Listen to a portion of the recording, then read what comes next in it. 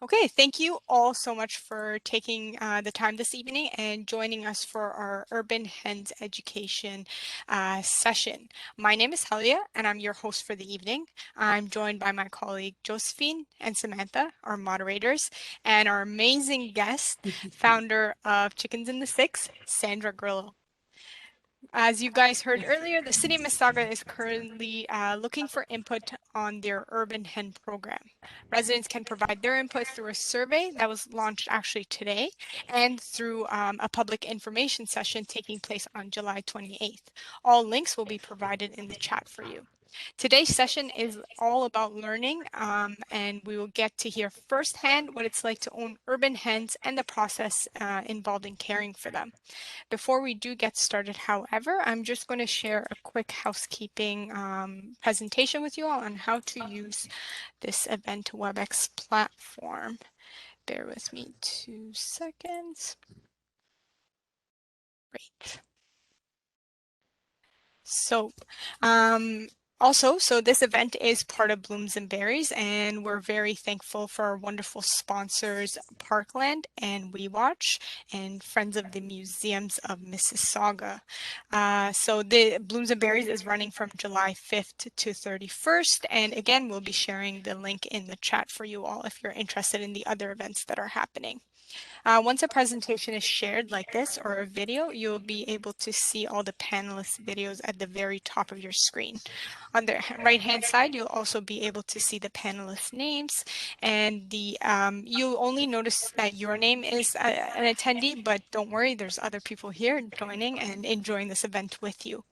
If you have any questions, you can use the Q&A box on the right-hand side. There's also the chat box for you.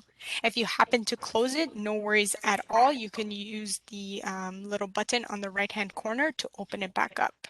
A new feature of WebEx events, which is kind of cool, is that there is a reactions button. So if you actually click on the little emoji, you can share reactions with us throughout the presentation.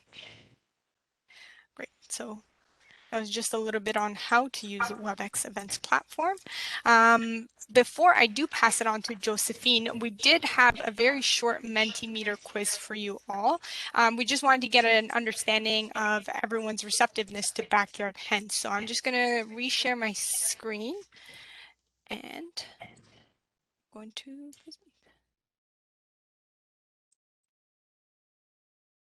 my apologies. So for everyone, if you can go on Mentee.com and put in code 3621-8574. Sam is going to share that in the chat with everyone. We're just going to wait.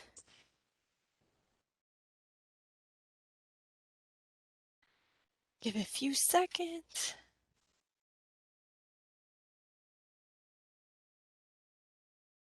Right, so the code and the link to the website is in the chat, so you can use your phone to join, or you can use your browser on your computer to join in. So if everyone can just heart this, and then we'll get started. Thank you. Yay, they're coming in. Perfect. Just gonna give a few more seconds. I am gonna give a shout out to this beautiful creative that was created for the Urban Hens. I love it. It's so pretty. We've been getting a lot of positive feedback from the artwork. For sure. I like how that one chicken is floating, but it's okay. Oh, that's the best. The chickens can fly, right? Yes. That's one thing we'll learn about today. A new discovery. Chickens can fly. Okay, great. So we're going to get started with the first question. How do you feel about the idea of backyard urban hens? Getting some responses. So excited. I'm fully on board. We are very excited as well. Well, if you'd like to learn more, then it's great you joined this session. Yes. Thank you for joining. This is the perfect time to ask all the questions you have during the Q&A session. Great. So it seems that everyone's fully excited or on board and not sure but would like to learn more. So perfect. Thank you for joining us. Would you be interested in keeping urban hens in your backyard? Oh, Maybe. So absolutely yes, maybe, but I would require education training sessions. Not for me, but I support it. And not right now, but maybe in the future.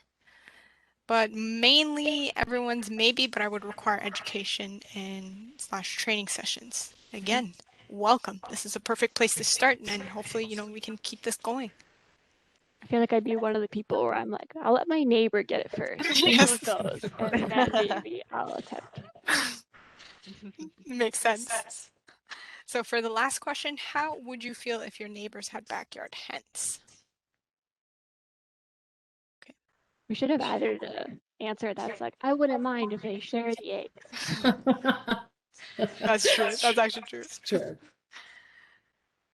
So almost okay, answers are rolling in. So okay, it's a split actually between no problem at all and I would not mind as long as I'm not inconvenienced, which totally makes sense. And then Knocking on your door. yeah, unless it's to give us eggs. That's a different Right. story. Yeah. And then a few not sure, which is totally understandable. Okay, well, thank you so much for your input. There is going to be another Menti meter at near the end, and we'd love to get your perspective after the event's over. Okay, and perfect. Thank you so much. So now I'm going to pass it on to Josephine, who will Thank you introduce so much, Sandra. Elia. Yes, yes.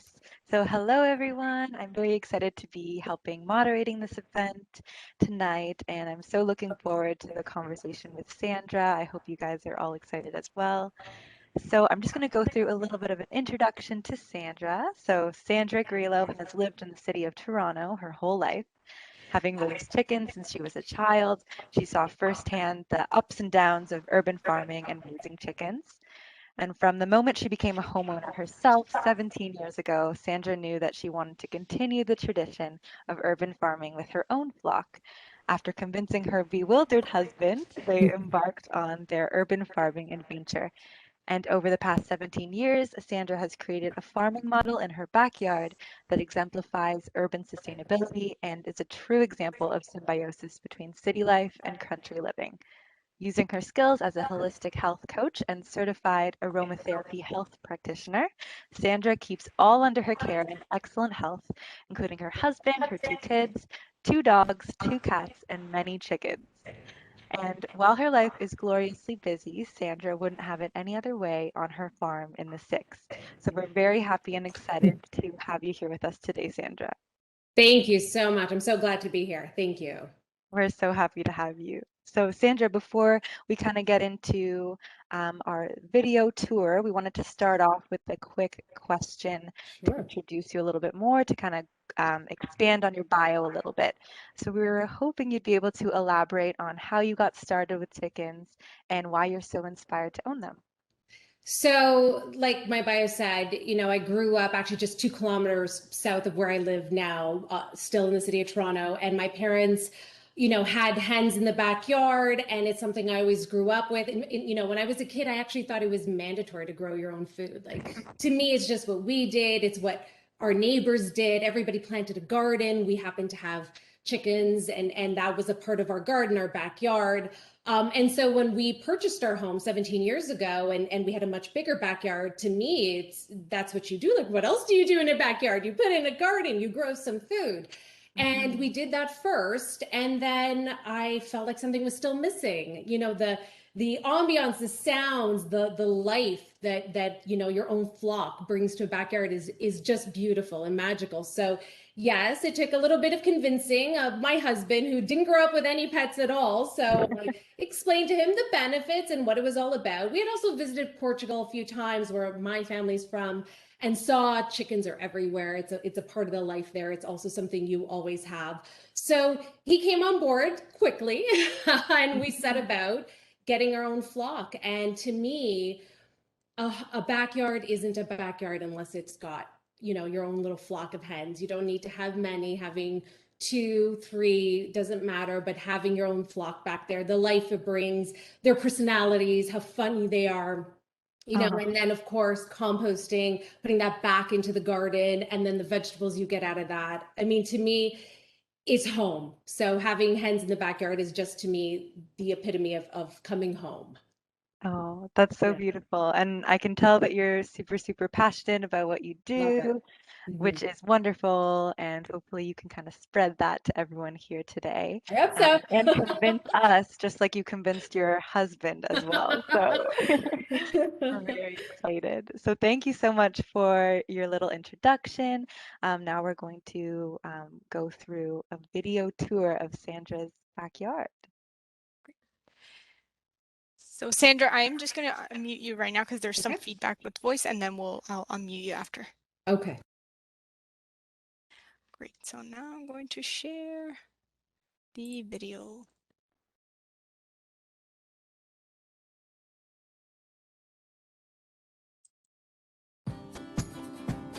Hi, and welcome to my backyard. My name is Sandra, and I'm the founder of Chickens in the Six, and I'm so excited to give you a tour of the garden my chickens helped build. When we purchased this Toronto property 17 years ago, there wasn't anything back here except grass. With the help of our chickens' incredible compost manure, our garden has flourished year after year. Our fridge in the summer is filled with fruits and veggies grown right here. And in the winter, our shelves and freezer is bursting with preserves, jams, and purees. From early fall until late spring, my chickens free range the whole backyard, where they dig up and eat every insect and grub they can find. Many of these insects would have destroyed my plants throughout the summer had my hens not gotten to them first. Weeds and their seeds are also dug up as they gently turn over the top layer of soil. By the time I'm ready to plant in late spring, my planter boxes are filled with soft, fertilized soil that's ready to beautifully grow anything I plant. Now let me introduce you to the stars of my garden paradise in the city, my hens. Many people believe that you need to have a rooster for hens to lay eggs, but that's not true at all.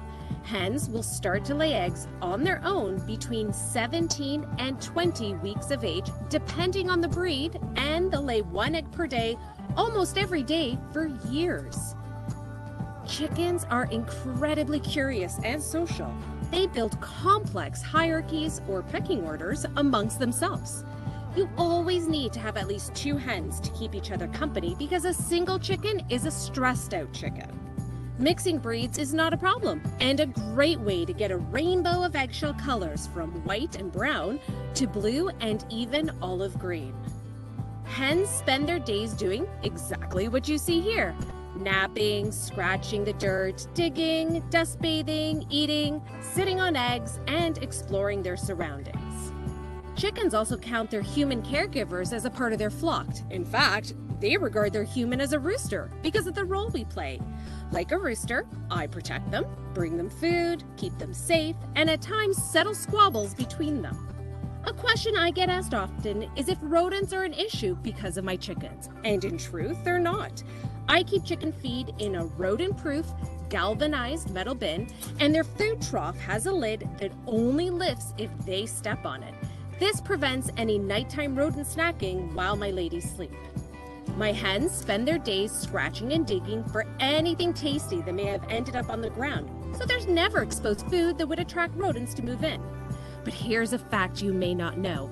Chickens are fierce meat-eating hunters who love to chase down and eat any unsuspecting rodent that may wander into their coop or my property. They're better mousers than any cat I've ever seen. In fact, chickens will happily kill and eat frogs, toads, snakes, rodents, and any insect they can catch. They really are the closest living relatives to the T-Rex, and it shows. A concern I hear often from those considering getting chickens is if they're noisy.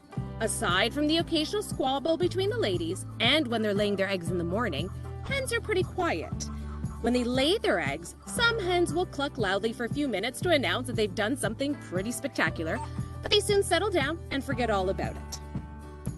Being prey animals, chickens have learned to keep a quiet, low profile as they go about their day. And as compared to a typical city and suburban sounds like traffic, kids playing, dogs barking, and neighbors blasting music, hens clucking will only be noticed by you and maybe your immediate neighbor. Just remember, no roosters. And here's one of the best parts about keeping chickens. They eat all your kitchen scraps. With the exception of a few toxic foods, all your vegetable scraps, your cooked leftovers, your purchased with the best intentions but immediately forgotten and now overly ripened fruits can be given to your flock instead of going to your grain bin. Chickens are the world's best composters who take all this goodness that would otherwise end up in a landfill and turn it into eggs and manure that you can then add to your own compost and make the best soil you've ever seen. What's not to love about keeping chickens? There are times when I purchase greens for my ladies, like cabbage, to both keep them healthy and entertained. Keeping chicken boredom at bay is important. A bored chicken may start to bully and peck at other chickens.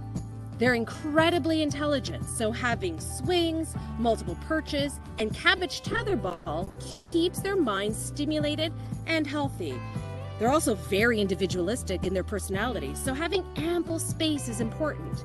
Just like people, some of my hens are extroverts and are always in the middle of the crowd, while others are introverts and prefer to be on their own in a quiet corner watching the world go by. As their caregiver, it's my job to take care of their every need, which includes their mental and emotional health. Let's have a look inside the coop. This is where my hens sleep and lay their eggs. The basic requirements include nesting boxes for egg laying and perches for sleeping. I use inexpensive milk crates, to which I added wood bottoms, as nesting boxes.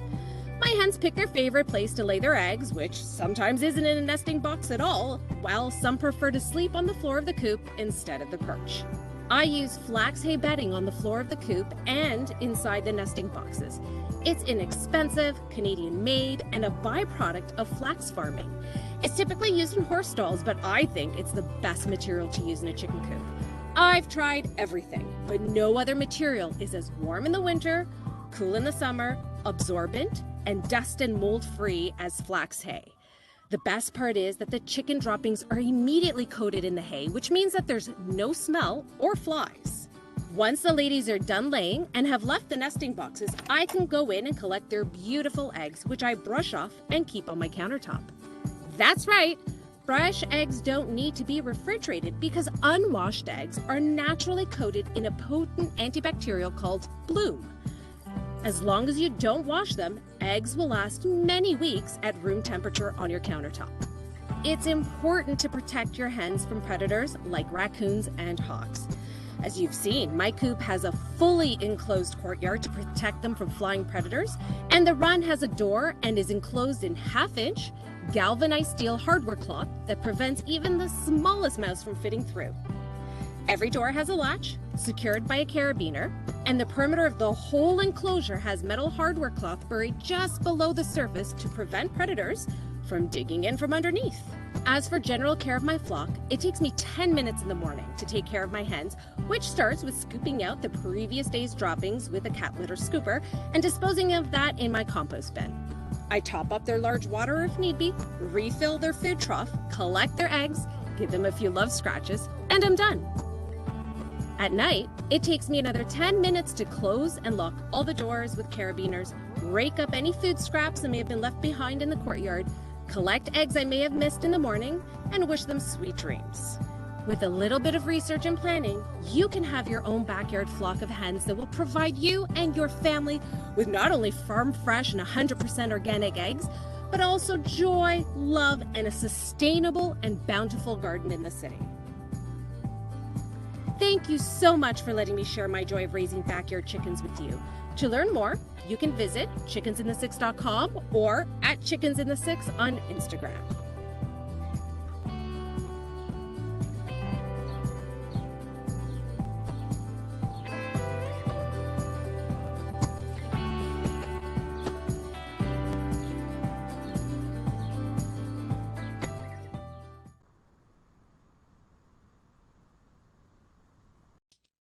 Perfect. So Sandra, I'm going to request to unmute. You may have to go to your computer. My many apologies.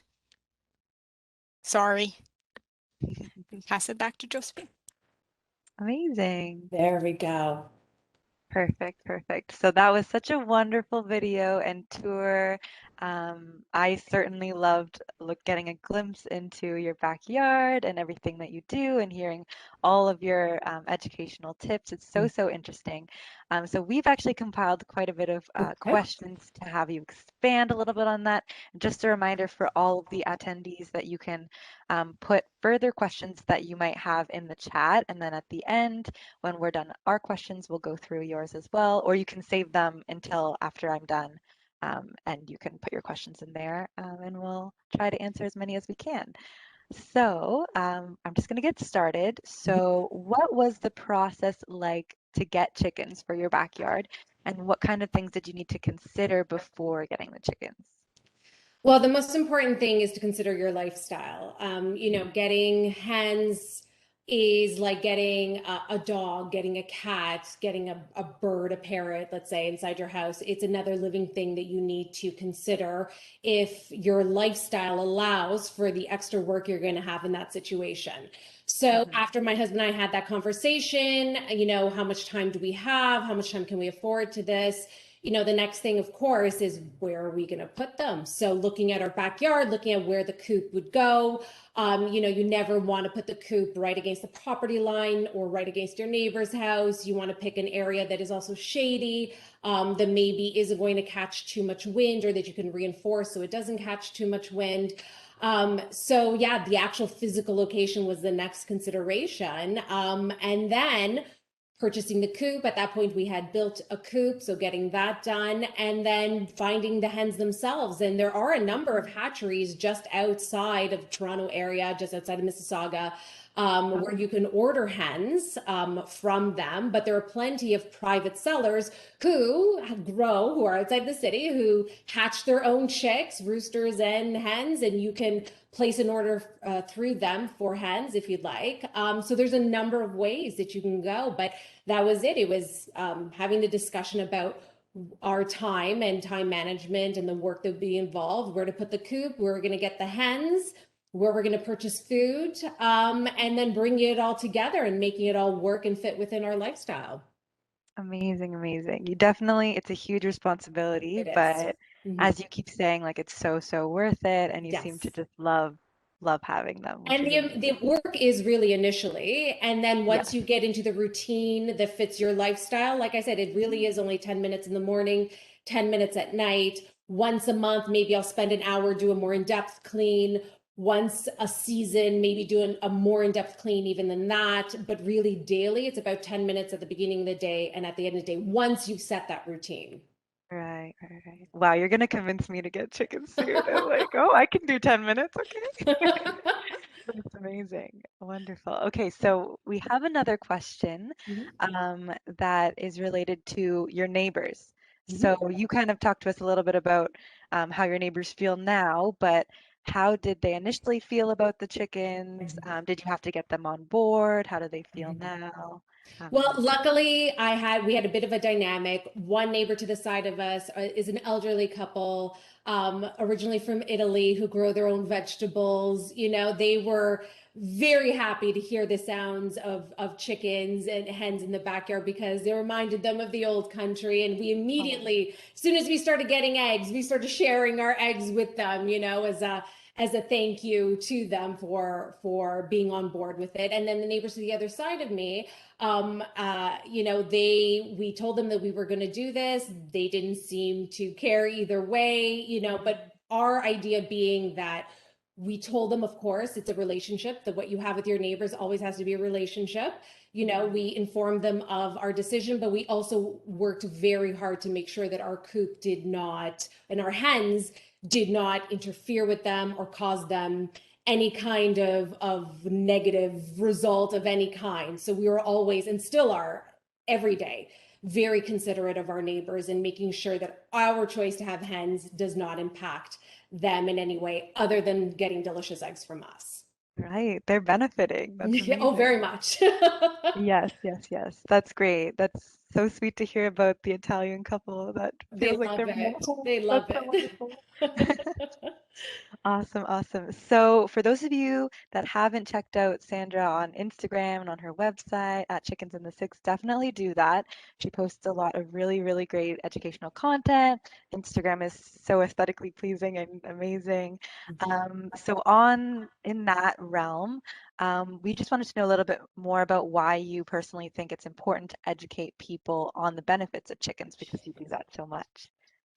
It's chickens to me are a means to an end. My philosophy has always been that you should be empowered to live the life you want to live.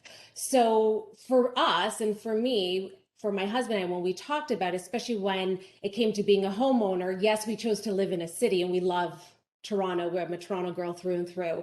But I love the country. I love the country. And so I firmly felt that I could have both, and I should, within reason, of course, be able to have both. And to me, that means growing a garden, that means having chickens.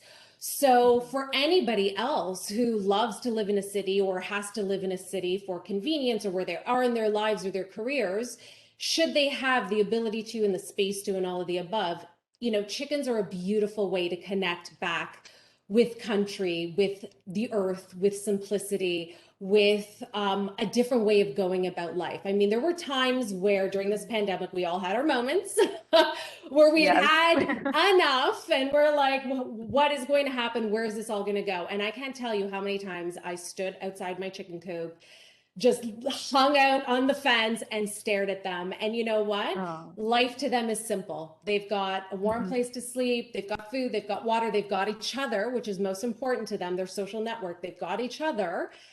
They're happy. They're good. And that always brought me back down to what's really important and gave me that moment of clarity of, okay, you've got the same. You've got this. You're okay. Yeah. Isn't that what And then we all need as well? absolutely. And then for my own children, just to have them understand, something that, so many people eat.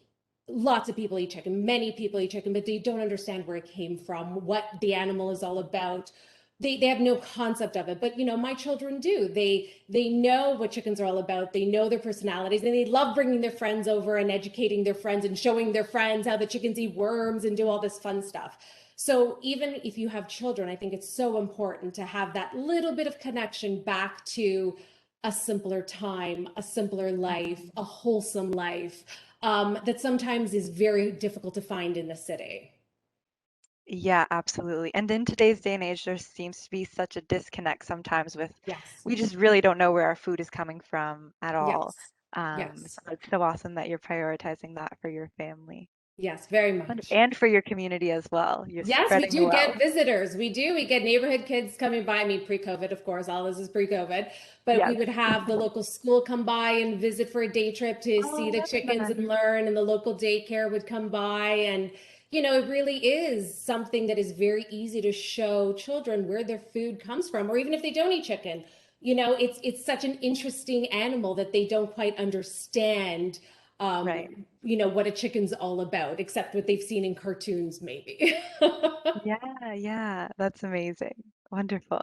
Okay, so our next question is related to more of the what would you say are the biggest benefits of backyard chickens? And we know you've already touched a lot about on that in your video. You talked about how they're helpful for your garden. They're just like good friends to have. But maybe you could expand a little bit more on why you think certain things are the biggest benefits for you personally. Well, everything I've said, it all comes together as all of it is equal benefit. I mean, if you're Yeah. going to get down to brass tacks, they give us eggs every day. Yeah. If you're going to get down to like the very basics of it, I mean, we get fresh eggs every single day from our hens. Breakfast is always covered, and I'm not going to lie, sometimes dinner too. It's, those nights, there's nothing easier than cracking an egg and you've got a beautiful, wholesome, fantastic dinner in a few minutes flat. So, I mean, that's the very basic. And I know that for some people, that is, the principal reason for wanting to have backyard hens. And I completely agree with that.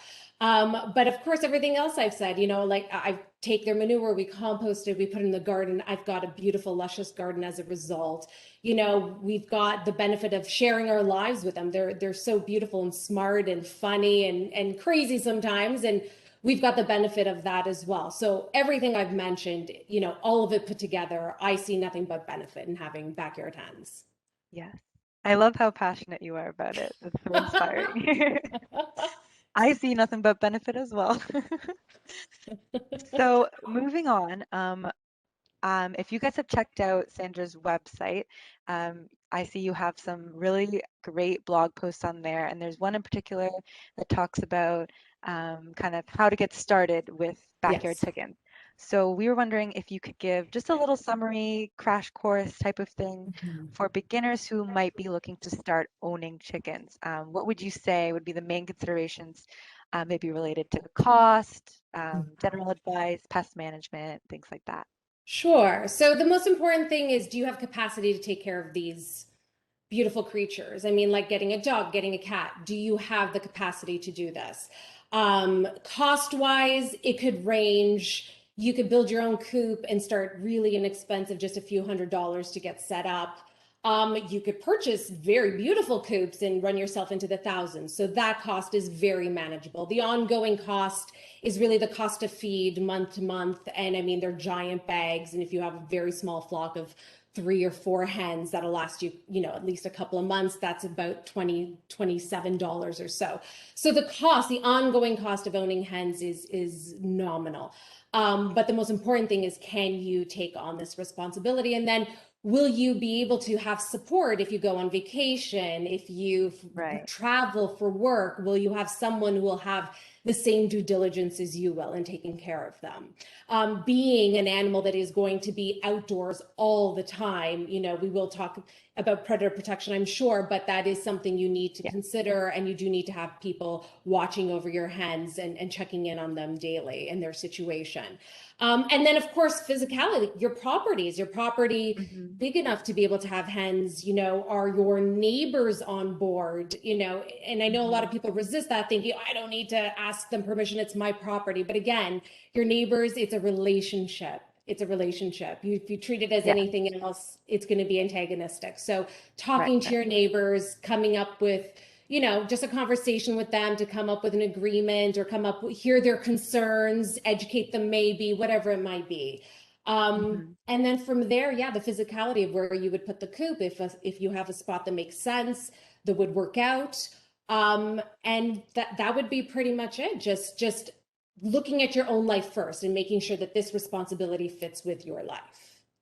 Yes, absolutely. That is great. Thank you so much for the crash course. And of course, if you want more info on the details of how to start everything, check out Sandra's Instagram and website. So the next question is just to be a little bit transparent. I know we've been talking about how there's nothing but benefits, but have you noticed any drawbacks to having chickens? Or maybe did you notice that you thought there were drawbacks at the start, and then as you got into it, you figured out how to manage them better? So it's funny because I got stuck on this question, and I kept thinking about it. And I even asked my husband, like, what are the drawbacks? And we'd say things back and forth, but they would be things that would be applicable to our dogs as well. I have 2 dogs, I have 2 cats. So the extra work, the extra cost, the management of waste, vacation. So the question, are there any drawbacks to having chickens? I have yet to find one that I can say, yes, absolutely, because of chickens, this.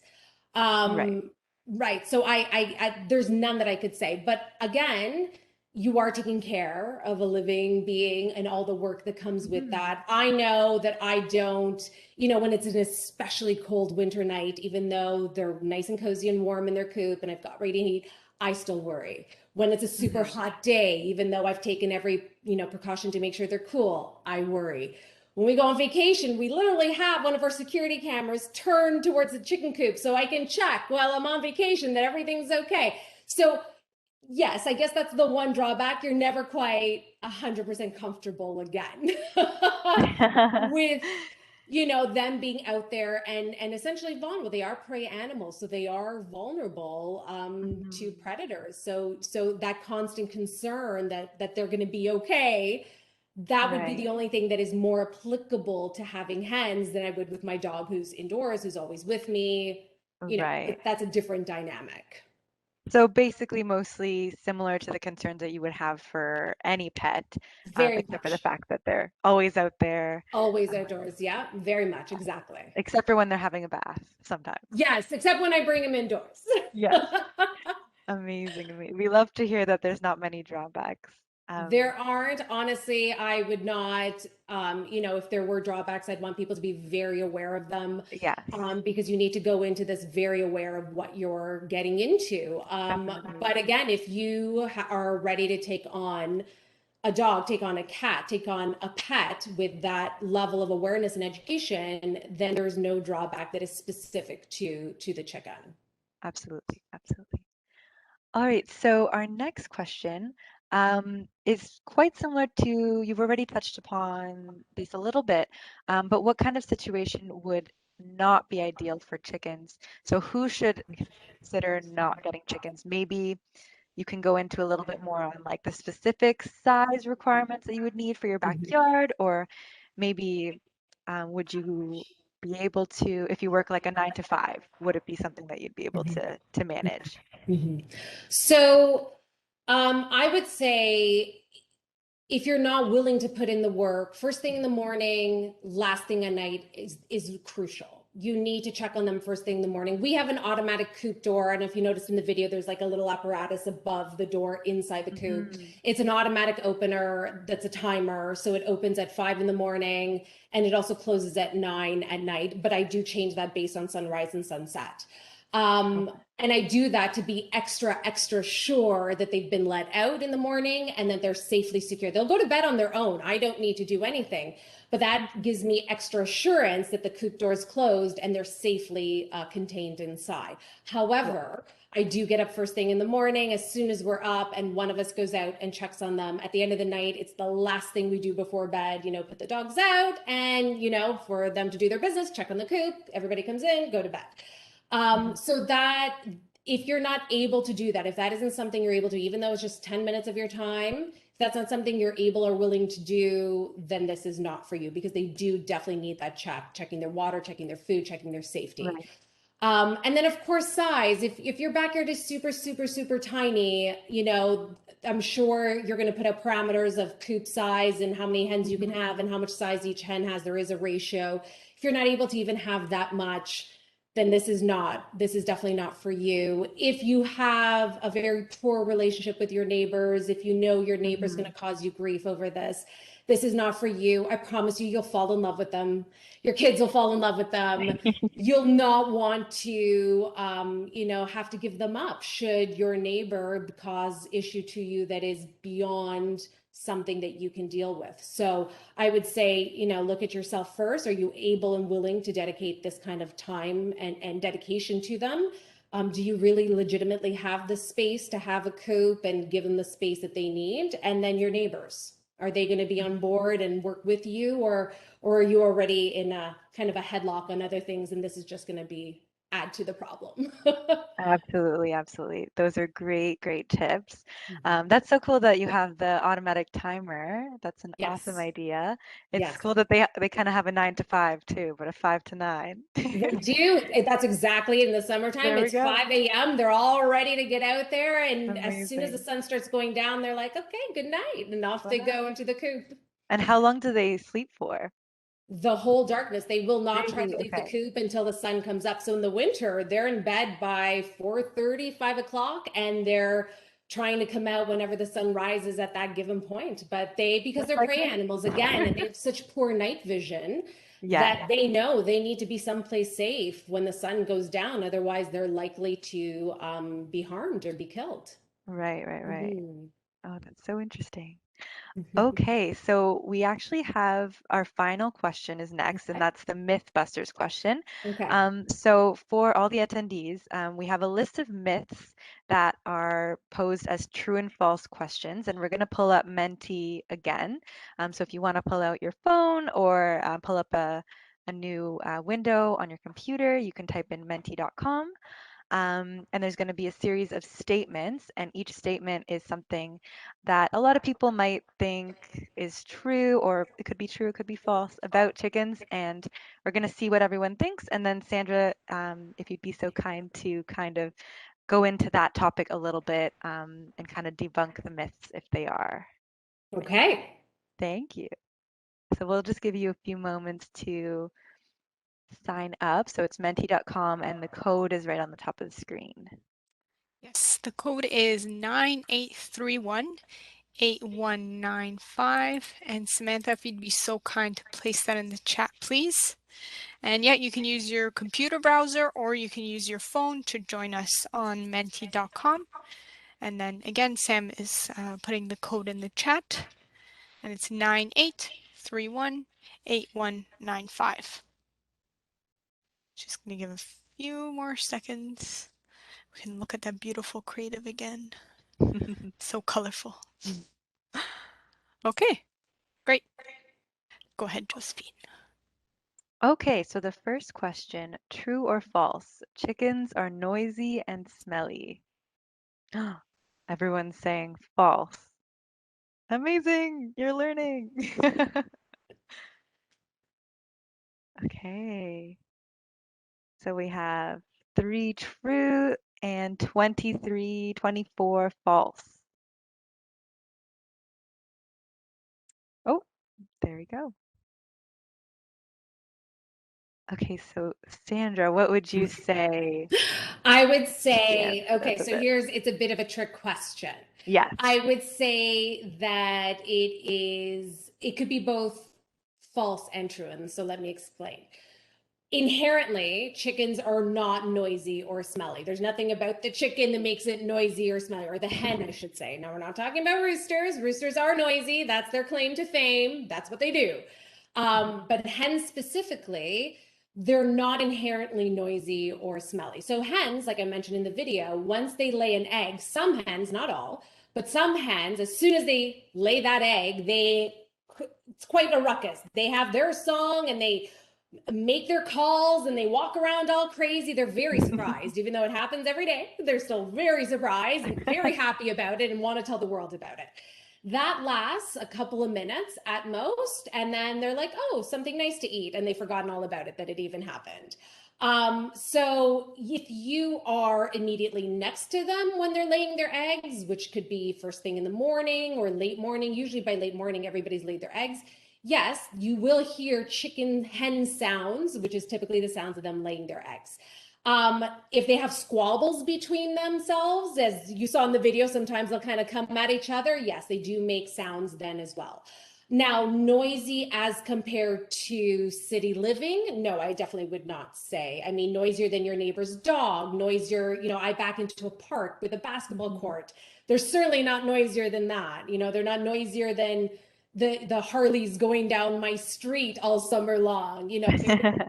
They're definitely not an animal that I would call noisy. My immediate neighbors may hear them when they're laying their eggs, but to classify them as noisy would not be correct. Now, the smelly part. Anything that needs to poop is going to be smelly if you don't take care of the poop. That's true of cats, that's true of dogs, that's true of your children, that's true of, all of us. So when it comes to the smelly part, that again comes back to you. I don't say hens are smelly, I say owners are smelly. If they don't take care of the waste, of course it's going to build up and it's going to be a problem. I mentioned flax hay in my video specifically because I hope that people really consider that product. It is fantastic. It's the only thing I found that immediately covers the droppings and stops the smell immediately. So I love that product. I recommend it. That's so interesting. Yeah, I've tried, sand, I've tried peat moss, I've tried straw, I've tried so much stuff, and nothing works like flax hay bedding that is actually marketed toward horse stalls. And those are much Okay. bigger droppings. So Yes. it can handle the chicken droppings. So I would say yes, chickens can be smelly if the owner is irresponsible with them. If the owner is responsible, then there's nothing smellier about a hen than a dog, a cat, or any other pet you may have. Perfect, perfect. Thank you so much for going into that and teaching us a little bit more. So we are going to move on to the next myth, which is true or false. Chickens attract rodents and predators. Now, some of Okay. these questions were kind of covered a little bit in the video, so if you were paying attention, you might know. So we're getting, looks like it's almost split. 12 true, 8 false.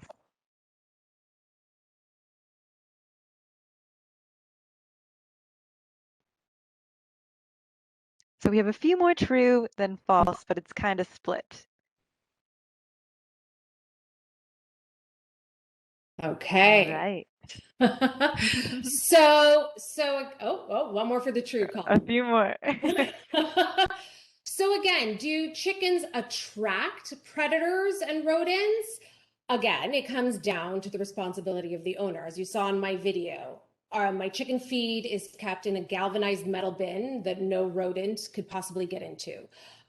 Their food trough is a lever, which you can purchase anywhere, even on Amazon. I actually got mine from Amazon, that only opens if they step on it. The coop itself is enclosed in 1/4-inch hardware cloth. Some people call it chicken wire, but that's a very different thing. This is not chicken wire. It's called hardware cloth. It is galvanized metal as well, where no rodent can possibly get in. If you take the steps to protect your coop and make sure that there is no food lying around open, then, a wandering rodent may come by and check out the new smells, but if they can't get in and they can't get to the food, they are not going to come back. Remember, we live in a city. In the city, we have our trash bins at the side of our house that are way more attractive to rodents of all types than your chicken coop will be if it's properly managed. And when it comes to predators, so in a city, the predators that I've had to deal with actually are raccoons. Raccoons are quite vicious. They will happily get into your chicken coop and kill your chickens. And that is why I put carabiners on the doors. If you saw me take one off, because raccoons are smart enough to sit there all night. Remember, they've got all night to do it and play with that latch and open it up and get into your coop. We put hardware cloth on the perimeter so nothing can dig out from underneath. All this to say, there is not a single raccoon on earth that will sit there night after night after night and invite his friends over to try to figure it out. They will make one attempt or two attempts, and if they can't get in, they give up and find the next easiest meal. And the next easiest meal is my trash bins. And I know this because they open them. Despite them being raccoon proof, they open them and they do get in. So they will always, rodents and other predators will always go for the easiest meal possible. If you make your coop rodent proof and predator proof, which is quite easy, the work is all in the beginning and then you don't have to worry about it. If you go through that work in the beginning, you do not have to worry about predators being attracted. They are attracted if the food is open. Of course, if you have an open food source, of course they're going to come back night after night. If you take the steps, as I outlined in the video and on my website, to make it rodent proof, they are not going to come back. All right. Thank you so much for going into that a little bit more. So you definitely need to take all of the precautions, but once you do, it's no different, and your garbage bin is a lot more attractive. Absolutely. And I mean, my parents now, they don't have chickens in their backyard, but they do plant a garden.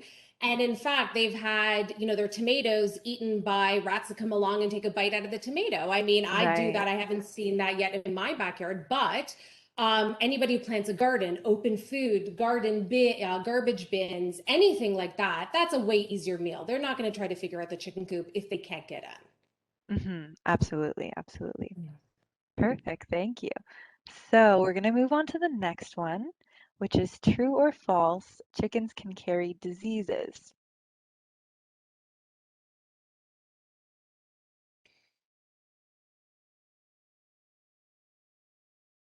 Okay.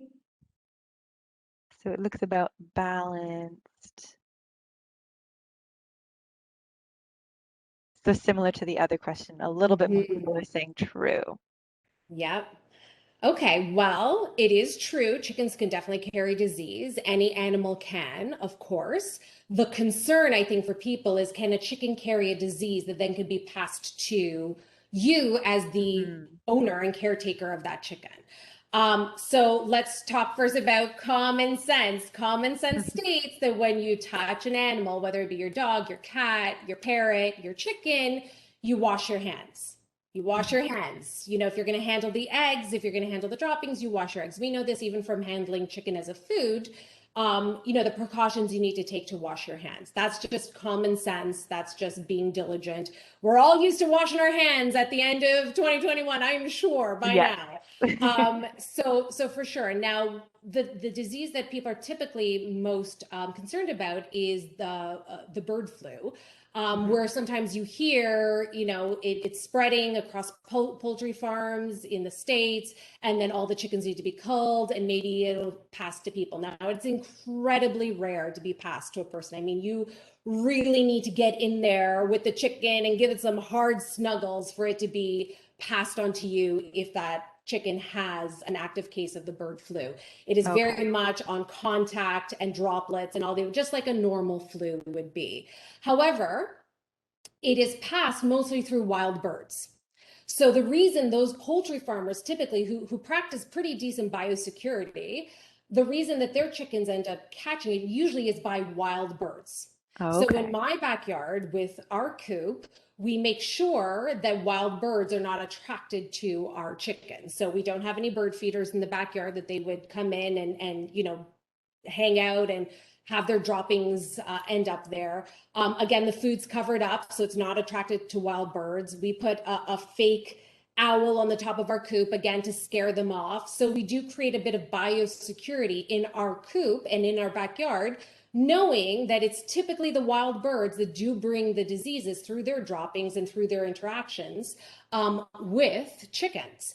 So again, it is a true statement that they can carry disease, but it's something that you can mitigate very easily just by making sure, again, no open food sources. You're not allowing, you know, wild birds to interact with your chickens. And then you're applying common sense and washing your hands with soap anytime you handle your chickens, your eggs, their droppings, the coop of any kind, their dishes, anything like that.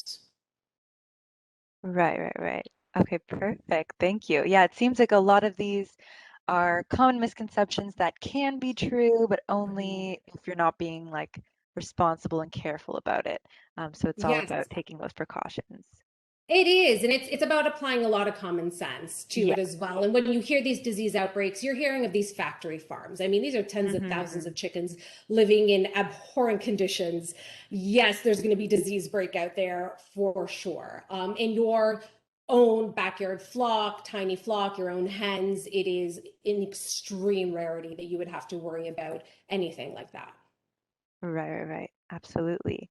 Okay, so I think we have two more, and we're going to try to get through them quickly so we have enough time for everyone's Q&A questions at the end. But true or false, you need a rooster for your chicken to lay eggs. Awesome. Yay! Everyone's learning. All right. I love it. Wonderful. So So maybe we can go through this one quickly. It is very much false. You do not need a rooster at all. Chickens will lay automatically once their age hits, which for my type of breed that I have is 17 weeks. From 17, 18 weeks, they'll start laying. No rooster necessary. Perfect. So you don't need to worry about the cock-a-doodle-doo in the morning. Never. No roosters, people. No roosters. Perfect. Okay. Oh, this is the second last one. This one again can probably be quick. True or false? Chickens are difficult to care for. Oh, I like to see the falses. Yeah, I'm glad. Yay! Wonderful. Okay, so majority false. So that's fantastic because it is false. I mean, like I said, you set up the system in advance, you set up your routine, you get, you know, the appropriate things that you need, like a big water, a big food trough, use the flax hay, you know, things like that that make your life easier. And no, they're not difficult to care for. In fact, much easier to care for than, let's say, my dog or my cat. If I was to compare, much easier to care for on the daily. Wow, that's interesting. Oh, wow. Okay. So thank you. And I think we have one more. So true or false, chickens are mean and will attack you if you remove their eggs. Oh, I love it. Oh, I'm so True glad or everybody false? thinks chickens are nice because they are. Yeah. So if you have a rooster, so when you say chickens, if you're counting roosters, yes, roosters get quite vicious, quite aggressive, and they will absolutely attack you if you go near their flock. And they will attack you not with their beaks, but with their spurs, which are sharp nails that they have on their legs.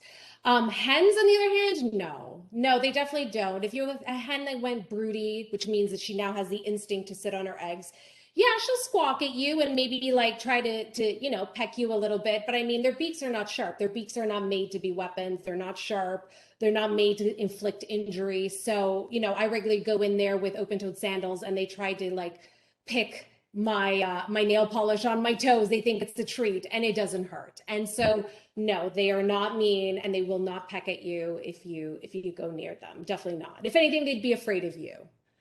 Mhm. Wonderful. Okay, so thank you everyone for participating and engaging in the Mentee quiz. So for the last 15 minutes, we're going to go through your questions. So if you have any questions, you can put them in the chat now if you haven't already. Yes, we've been getting many questions. I think Kelly and I have been copying them and putting them in a document to make sure we got all of them. And I think we're pretty on time. So we have a solid 15 minutes. Good. I guess we'll just jump in and the three of us will ask the questions. So we had a number of questions about vacation, which you touched on a few times. So generally, what happens when you go on vacation? Do you ask people to take care and do their tasks? And how long can they be left alone for if you're like away, maybe like visiting grandma or just for a few hours? So just questions about vacation. Sure. So we go camping often. It's something we do all the time where we'll be away for a weekend or week or even 2 weeks at a time. We do ask our next door neighbor, and they're more than willing to come in and check on them in the morning and check on them at night. However, we do have that automatic opener, which means they're securely, you know, they're let out in the morning, they're safely inside at night. It's a huge watering container that'll last, you know, at least 3 days, you know, maybe longer depending on the temperature of the weather, but the water will just slowly drain as they drink. The food trough is quite big. So really our neighbor will come just to do a quick cleanup and collect the eggs. And again, that even takes less time for them. You know, they check on the water, they check on the food. So that's pretty much it. As long as you have someone who can keep up with cleaning up, you know, the droppings, just again, scooping them up. And I use a cat litter scooper and keeping an eye on the water. You know, eventually the water will need to be filled. It has to be someone who can take your waterer and wash it and fill it and put it back again and maybe put a few scoops of food. But definitely, you know, if I had absolutely nobody to look in on my hens, I would be confident in leaving them at least 2 to 3 days at the most, without having someone look at them. Because of the systems that I put in, I know that they would definitely have enough food, enough water, and be safe and secure for 3 days without anybody checking on them. Perfect. Yeah, because, you know, just like having a dog or a pet, you always have to have Yes. contingency plans if you're away and all that, or even just house plants. You gotta have someone come Yes, take care of them. very much. Okay. Another theme of questions was about like veterinarian, any sick Yes. hens. Not sure if you've had Yes. any experience with sick hens. So how often do hens or your hens have to see the vet, or how do you Yes. kind of deal with sick hens? So birds are interesting in that because they're prey animals, they will hide their illness to the last possible minute. So unfortunately, you really don't know your hen is sick until they're really, really sick. So at this point, I mean, after all the books I've read and all the years of experience, I know how to recognize that. And at times, all that you can do is keep them comfortable, you know, until unfortunately they pass away, which is usually very, very quickly from that point forward. But I do have a vet on call that I do call up and ask questions. It's also very hard to find a vet who has chicken health knowledge. Unfortunately, chickens are not an animal the vets, they are aware of, but they don't practice regularly on. So the knowledge is also limited even when it comes to vets, but you do have vets on call. Facebook is amazing for groups that are on Facebook. You can join these groups and ask questions and get answers within minutes of what you can possibly do or how you can possibly help. But yes, those are part of the contingencies. You are going to eventually deal with a hen that may become sick, the hen that may die. And so you do need to have those things in place to, like a first aid kit, a vet on call, and then resources that you can turn to get help should that happen. Eventually it will if you have them long enough. Okay, so moving kind of into related theme of some questions, death. Yes. So how long do chickens live? And you know, once they stop laying, what do you kind of do in that situation? So hens apparently can live up to 20 years. You know, lots of people don't realize that they can live up to 20 years. My experience, the longest we've ever had a hen live was 6 years. And she laid almost until the end. But what happens is they're vigorous layers in the first year, not as vigorous in the second year. You know, out of 7 days, maybe you'll get 5 to 6 eggs in those 7 days. The third year, even less, the fourth year, even less, if they even lay that long. But in my house, they live out their lives however way they're living. To me, it doesn't matter if they're laying eggs anymore or not. They are my beauties. They live out their lives here. But yeah, that is typically how long they will last. And I mean, I hope anybody who takes on hens would, you know, offer them a sweet, sweet retirement, you know, in their home long after they're done laying. That's great. Yeah, they still add value even if they don't 100%. aren't laying eggs, you know? Absolutely. So. Absolutely. And then those ones are the bosses, right? They go higher in the pecking order, they become the bosses. And when you get new ones in, they're like telling them what to do. So you want, you know, the old biddies in there telling everybody what to do. Of course, someone's got to set the ground rules, you know? Absolutely. So actually this is related to something you just said. So how many eggs will a chicken lay? You said So it depends on the breed. It completely depends on the breed. There are chickens that are characterized as egg layers, like your browns, your red sex-links, your Rhode Island Reds. Those are the brown chickens that lay the brown eggs. They will lay 1 egg a day, every day, except for a few weeks of the year when they're molting, which means when they're changing their feathers over, then they stop laying to allow for that. And sometimes over the winter, they'll also stop because the light is so low that it triggers them to stop laying for a period of time. But other than that, it's every single day. So, you know, some breeds are maybe out of the 7 days, only 5 eggs during that 7-day period, you know, but new chickens, depending on the breed, will be about an egg every day. Yeah. Wow. Sandra was mentioning earlier that she's actually coming out with a cookbook tomorrow. That's what to do with all these eggs. So. Literally, it's called What to Do with All Those Eggs. That's awesome. Another kind of theme of questions that I was actually super curious about learning, and I learned on your website, was the winter time. So yes. What do chickens need in the winter? How do you keep them warm? This person has said, even on the coldest winter day. Yes. So hens are incredibly resilient and incredibly smart. So come fall, they molt, which means they shed a lot of their older feathers, they get new feathers, and they start to get a lot of down. They'll become very fluffy, very, very fluffy with a lot of down, which is the feathers that keep them quite warm. They will also start to put on weight. You know, they're building their winter bodies. We work for our summer bodies. They're working for their winter bodies. So they'll consume more corn. I will definitely feed them more corn and more grains to help them with that process of putting on the pounds. They'll get quite plump. And then over the winter time, what I do right before the cold weather hits, because I also want them to climatize, right? It's also the changing of the temperature that gets them into this mode. So really at the end of fall, at the beginning of winter is when we will clad the outside of the coop in plastic, just to stop the cross breeze.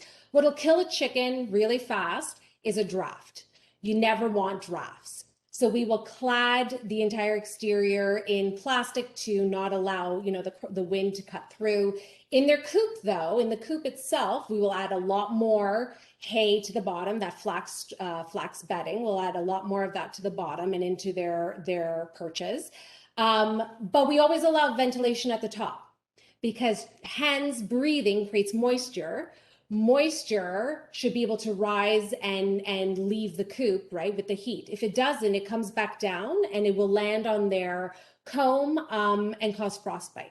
So you always need ventilation, even in the coldest of winters. Now, depending who you talk to, they'll say, never heat a coop. Don't you put any heat in there. Don't do anything. And that's perfectly fine.